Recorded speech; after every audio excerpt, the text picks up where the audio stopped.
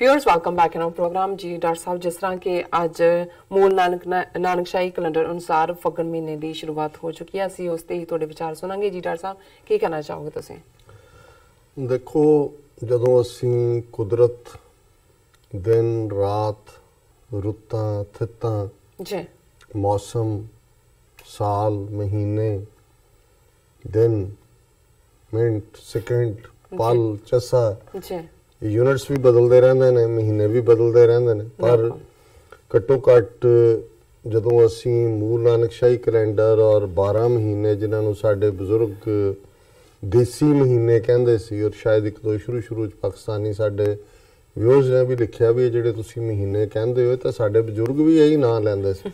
सो Nanakshahi calendar दे मुताबक भी उन्हां महीनिਆਂ ਨੂੰ चुनिया गया ਜਿਹੜੇ ਲੋਕਾਂ ਦੇ ਵਿੱਚ ਜਿਹੜੇ ਨੇ ਉਹ ਮੰਨੇ ਜਾਂਦੇ ਸੀ, ਔਰ ਗੁਰੂ ਸਾਹਿਬਾਨ ਨੇ ਵੀ ਇਹਨਾਂ ਮਹੀਨਿਆਂ ਨੂੰ ਆਧਾਰ ਬਣਾ ਕੇ ਬਾਣੀ ਰਚੀ। ਹੁਣ ਜ਼ਾਹਰ ਹੈ ਕਿ ਇੱਕ ਤਬਕਾ ਸਾਡਾ ਜਿਹੜਾ ਬਹੁਤ ਜ਼ਿਆਦਾ ਸ਼ਰਧਾਵਾਨ ਸ਼ਰਧਾਲੂ ਹੈ, ਉਹ ਇਹਦੇ ਨਾਲ ਫਿਰ ਪਹਿਲਾ ਜਦੋਂ ਮਹੀਨੇ ਦਾ ਪਹਿਲਾ ਦਿਨ ਹੈ ਜਿਹਨੂੰ ਸੰਗਰਾਂਦ ਕਿਹਾ ਜਾਂਦਾ ਹੈ, ਜਿਹੜਾ ਸੰਕ੍ਰਾਂਤੀ ਸ਼ਬਦ ਤੋਂ ਆਇਆ ਸੰਸਕ੍ਰਿਤ ਦੇ, ਉਹ ਇਹਦੇ ਨਾਲ ਫਿਰ ਪਵਿੱਤਰਤਾ ਵੀ ਜੋੜਦਾ ਹੈ। ਉਹਨਾਂ ਨੂੰ ਲੱਗਦਾ ਹੈ ਵੀ ਜੇ ਮਹੀਨੇ ਦੀ ਪਹਿਲੀ ਤਰੀਕ ਨੂੰ ਤੁਸੀਂ ਗੁਰਦੁਆਰੇ ਜਾਂਦੇ ਹੋ ਔਰ ਜਿਹੜਾ ਉਹ ਗੁਰੂ ਦਾ ਸ਼ਬਦ ਸੁਣਦੇ ਹੋ ਔਰ ਫਿਰ ਤੁਹਾਡਾ ਸਾਰਾ ਮਹੀਨਾ ਚੰਗਾ ਲੰਘ ਜਾਏਗਾ ਜੀ। ਲੇਕਿਨ ਅਸੀਂ ਇਸ ਗੱਲ ਦਾ ਧਿਆਨ ਰੱਖਦੇ ਹੋਇਆ ਵੀ ਕਿ ਗੁਰੂ ਸਾਹਿਬਾਨ ਨੇ ਦੇਖਿਆ ਕਿ ਭਾਈ ਜਿਹੜੇ ਲੋਕਾਂ ਦੇ ਵਿੱਚ ਇਹ ਬ੍ਰਾਹਮਣਵਾਦ ਦਾ ਪ੍ਰਚਾਰ, ਜਿਹਦੇ ਥੱਲੇ ਬ੍ਰਾਹਮਣ ਸੰਗਰਾਂਦ ਵਾਲੇ ਦਿਨ ਖਾਸ ਦਾਨ ਵੀ ਲੈਂਦਾ ਸੀ, ਉਹਨਾਂ ਨੂੰ ਖਾਸ ਕਥਾ ਵੀ ਸੁਣਾਉਂਦਾ ਸੀ, ਜਾਂ ਖਾਸ ਉਸ ਦੇ ਲਈ ਜਿਹੜਾ ਉਹਨਾਂ ਨੇ ਆਪਣਾ ਹੱਕ ਰੱਖਿਆ ਹੋਇਆ ਸੀ, ਉਹਨੂੰ ਸਭ ਦੇ ਲਈ ਓਪਨ ਕੀਤਾ। ਪਰ ਇਹ ਜਿਹੜਾ ਗੁਰਬਾਣੀ ਨੂੰ ਰਚਿਆ ਇਸ ਆਧਾਰ ਦੇ ਉੱਤੇ ਕਿ ਇਹ ਇੱਕ ਜਿਹੜਾ ਸਿੰਬਲ ਬਣਾ ਕੇ ਇਸਤੇਮਾਲ ਕੀਤੇ ਗਏ ਉਹ ਮਹੀਨੇ ਹੋਣ ਜਾਂ ਦਿਨਾਂ ਦੀ ਗੱਲ ਹੋਏ, ਇਸ ਦਾ ਕੋਈ ਇਹ ਨਹੀਂ ਹੈ ਕਿ ਕੋਈ ਖਾਸ ਦਿਨ ਜਾਂ ਕੋਈ ਖਾਸ ਮਹੀਨਾ ਜ਼ਿਆਦਾ ਪਾਇਸ ਹੈ ਜਾਂ ਜ਼ਿਆਦਾ ਪਵਿੱਤਰ ਹੈ। 2 ਮਾਹ ਕਿਉਂਕਿ ਮਹੀਨੇ 12 ਹੀ ਨੇ ਦੇਸੀ ਲਿਹਾਜ਼ ਨਾਲ ਵੀ, ਇੱਕ ਗੁਰੂ ਨਾਨਕ ਸਾਹਿਬ ਦਾ 12 ਮਾਹ ਤੁਖਾਰੀ ਦੇ ਵਿੱਚ ਹੈ ਔਰ ਇੱਕ 12 ਮਾਹ ਜਿਹੜਾ ਹੈ ਉਹ ਗੁਰੂ ਅਰਜਨ ਸਾਹਿਬ ਦਾ 12 ਮਾਹ ਮਾਝ ਦੇ ਵਿੱਚ ਹੈ। ਸੋ ਜ਼ਾਹਰ ਹੈ ਅੱਜ ਗੁਰਦੁਆਰਾ ਸਾਹਿਬਾਨ ਦੇ ਵਿੱਚ 12 ਮਾਹ ਮਾਝ ਪੜ੍ਹਿਆ ਜਾਂਦਾ ਹੈ। ਅੱਜ ਜਦੋਂ ਬਹੁਤ ਸਾਰੀਆਂ ਸੰਗਤਾਂ ਜਿਹੜੀਆਂ ਨੇ ਉਹ ਜਾਣਗੀਆਂ ਤਾਂ ਫਿਰ ਅੱਜ ਇਸ 12 ਮਾਹੀ ਜਿਹੜਾ ਸਾਲ ਦਾ ਅਖੀਰਲਾ ਮਹੀਨਾ ਜਿਸ ਨੂੰ ਫੱਗਣ ਕਹਿੰਦੇ ਨੇ, ਪਿਛਲਾ ਜਿਹੜਾ ਉਹ ਮਾਘ ਦਾ ਸੀ।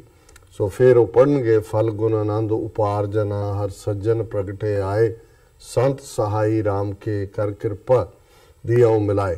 ਹੁਣ ਜ਼ਾਹਰ ਹੈ ਕਿ ਇਹ ਇੱਕ ਸੁਖੈਣ ਹੈ, ਆਮ ਲੋਕਾਂ ਦੀ ਸਮਝ ਗੋਚਰ ਹੈ। ਅਸੀਂ ਇਸ ਗੱਲ ਨੂੰ ਵਿਚਾਰਦਿਆਂ ਹੋਇਆਂ ਕਿ 12 ਮਾਹ ਰਾਗ ਤੁਖਾਰੀ ਦੇ ਵਿੱਚ ਵੀ ਬੜਾ ਖੂਬਸੂਰਤ 12 ਮਾਹ ਗੁਰੂ ਨਾਨਕ ਸਾਹਿਬ ਨੇ ਰਚਿਆ, ਔਰ ਅਸੀਂ ਜਿਹੜਾ ਹੈ ਇਸ ਦੇ ਮੁਤਾਬਕ ਹੀ ਮਹੀਨੇ ਦੇ ਵਿਚਾਰ ਕਰਦੇ।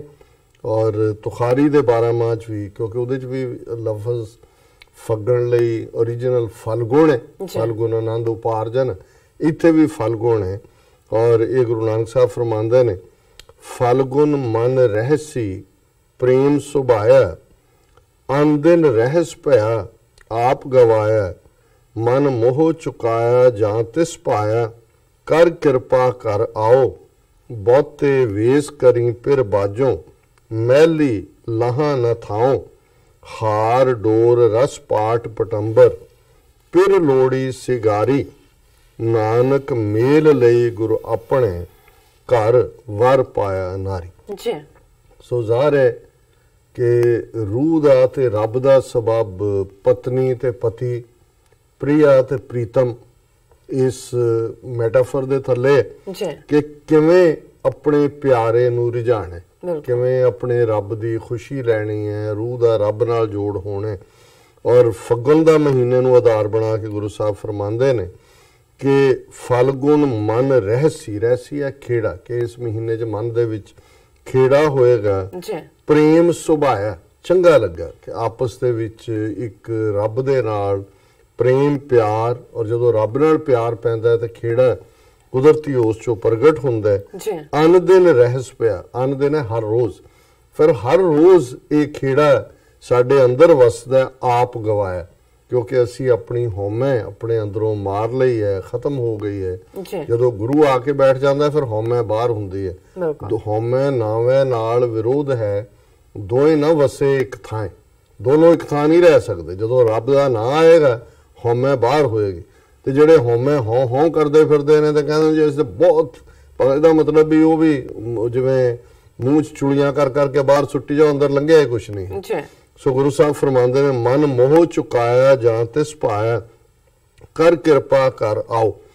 ਕਿ ਮਨ ਚੋਂ ਮੋਹ ਦਾ ਜਿਹੜਾ ਹੈ ਵਿਕਾਰ ਉਹ ਚੁੱਕਿਆ ਗਿਆ, ਪਰ ਉਦੋਂ ਜਦੋਂ ਉਸ ਵਾਹਿਗੁਰੂ ਨੂੰ ਚੰਗਾ ਲੱਗਾ ਤੇ ਫਿਰ ਇਹ ਆਜ਼ਜ਼ੀ ਨਾਲ ਬੇਨਤੀ ਹੈ, ਕਰ ਕਿਰਪਾ ਕਰ ਆਓ। ਹੇ ਵਾਹਿਗੁਰੂ ਆ ਕੇ ਮੇਰੇ ਹਿਰਦੇ ਦੇ ਆਪਣੇ ਤਖਤ ਦੇ ਉੱਤੇ ਬਿਰਾਜਮਾਨ ਹੋ।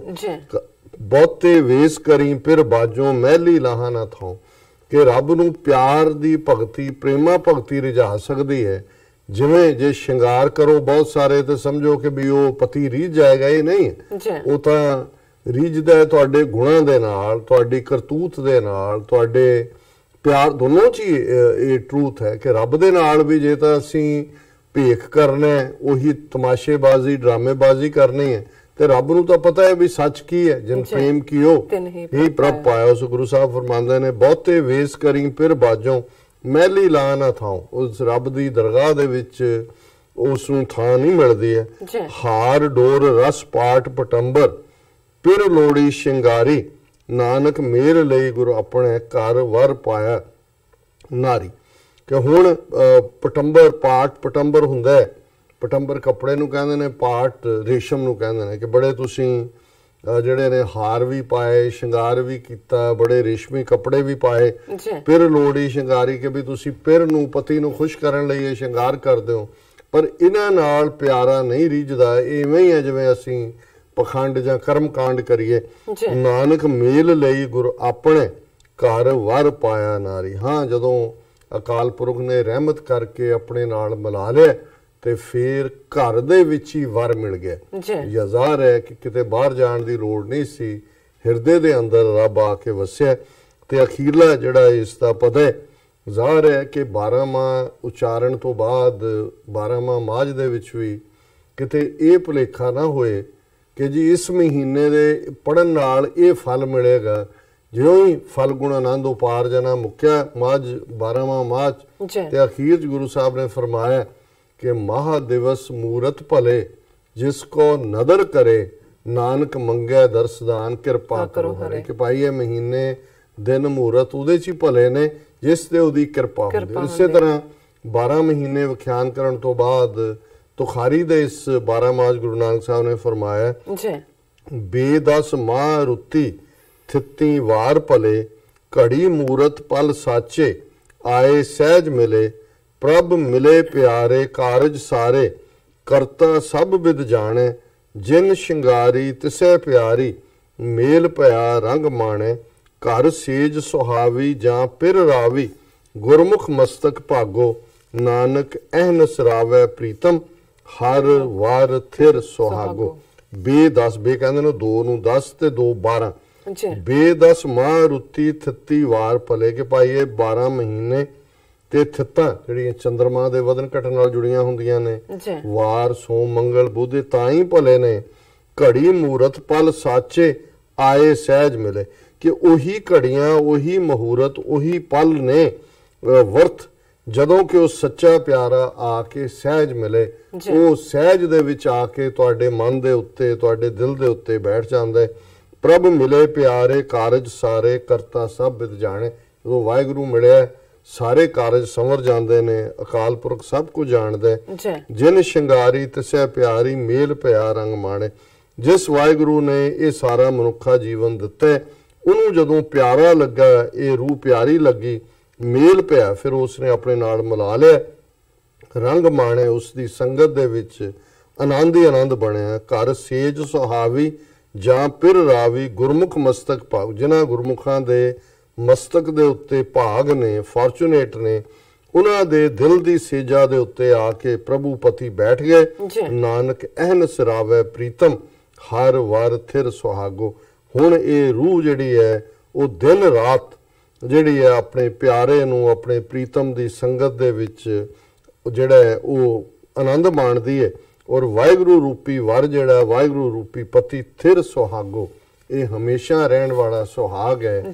ਫਿਰ ਉਹ ਰੂਹ ਕਦੇ ਜਿਹੜੀ ਹੈ ਉਹ ਵਿਧਵਾ ਨਹੀਂ ਹੁੰਦੀ, ਹਮੇਸ਼ਾ ਹੀ ਉਹ ਸੁਹਾਗਵਾਨ ਹੁੰਦੀ ਹੈ ਕਿਉਂਕਿ ਵਾਹਿਗੁਰੂ ਹਮੇਸ਼ਾ ਉਸ ਦੇ ਨਾਲ ਹੁੰਦਾ। ਜੀ ਡਾਕਟਰ ਸਾਹਿਬ ਤੁਹਾਡਾ ਬਹੁਤ ਬਹੁਤ ਸ਼ੁਕਰੀਆ, ਤੁਸੀਂ ਅੱਜ ਦੇ ਮੇਸ਼ੋ ਤੇ ਅੱਜ ਦਾ ਵਿਚਾਰ ਸਾਡੇ ਦਰਸ਼ਕਾਂ ਨਾਲ ਸਾਂਝਾ ਕੀਤਾ। ਆਪਣੇ ਵਿਊਅਰਸ ਕੋਲ ਲੈਣੇ ਇਜਾਜ਼ਤ। ਵਿਊਅਰਸ ਸਾਡੇ ਪ੍ਰੋਗਰਾਮ ਦਾ ਸਮਾਂ ਇੱਥੇ ਸਮਾਪਤ ਹੁੰਦਾ। ਤੁਸੀਂ ਆਪਣੀ ਰਾਏ ਤੇ ਸੁਝਾਅ ਸਾਨੂੰ ਭੇਜਣਾ ਭੁੱਲਣਾ ਸਾਡੇ ਇਸ ਪਤੇ ਤੇ SOS@tvh4.tv ਤੇ ਅਸੀਂ ਆਪਣਾ ਪ੍ਰੋਗਰਾਮ ਲੈ ਕੇ ਫਿਰ ਦੁਬਾਰਾ ਤੁਹਾਡੇ ਰੂਬਰੂ ਹੋਵਾਂਗੇ। ਤਦ ਤੱਕ ਲਈ ਮੈਨੂੰ ਤੇ ਆਪਣਾ ਸੁਣਾ ਗਿਆ ਦੋ ਦੇਖਦੇ ਰਹੋ TV84। ਬੁਲਾ ਦਿਓ ਫਤਿਹ। ਵਾਹਿਗੁਰੂ ਜੀ ਕਾ ਖਾਲਸਾ, ਵਾਹਿਗੁਰੂ ਜੀ ਕੀ ਫਤਿਹ।